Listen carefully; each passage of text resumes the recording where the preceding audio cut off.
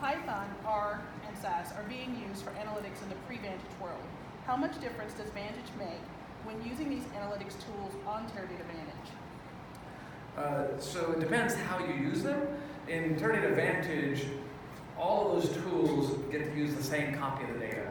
What I've observed in the past is people have a pile of data in a relational database like Teradata and use SQL, and then they have another pile of data in SAS, another pile of data on Hadoop, and they're duplicating data all over the place. In Vantage, it's one copy of the data, and because of the separation of the engines and the storage, they all get to share it without duplication and without confusion, so that makes a huge difference. The other huge difference is Vantage will parallelize it very, very effectively.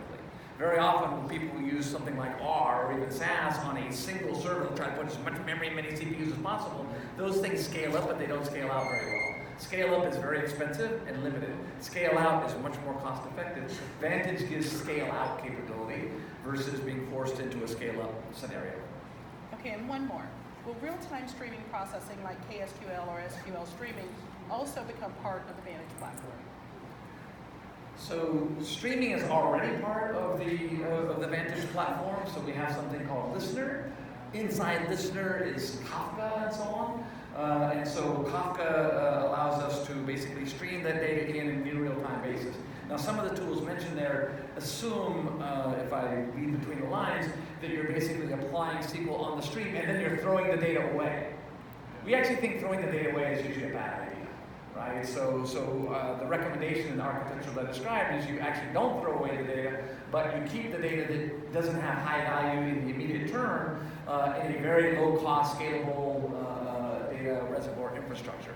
But you might have a rules engine. I didn't have time to go through it, but at the top of that unified data architecture is streaming into a sort of a learning engine or rules engine that can execute on that in real time, but I would still retain the data because otherwise it's very hard to test the efficacy of your scoring models and so on after the fact, which I think you should do.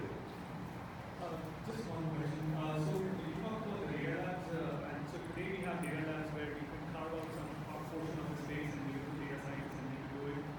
Does Vantage allow data scientists to carve out a portion of the compute also as part of a data lab? Because that's what I'm looking for as part of, like, if you're talking about true separation between storage and compute, you should be able to carve out a portion of the compute Yes. as well, along with the So in Vantage, you can have workload definitions, you can have partition resources, and that partitions I/O and CPU, and you can do that for data science work versus production work versus other kinds of work and so on. So yes, you can do that. Okay.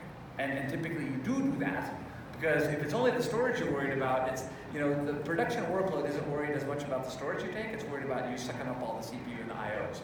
So we absolutely recommend that you do that resource partitioning